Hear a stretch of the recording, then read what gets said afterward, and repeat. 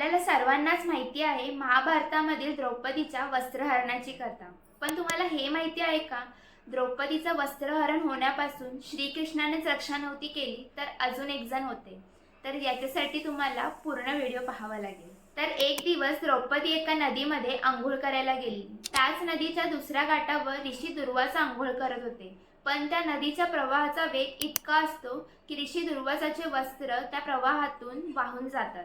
पण त्या नदीच्या प्रवाहात इतकी दगडं आणि झाडे होती की ते वस्त्र फाटत जातं आणि त्याच वस्त्राचा फाटलेला एक तुकडा द्रौपदीला सापडतो.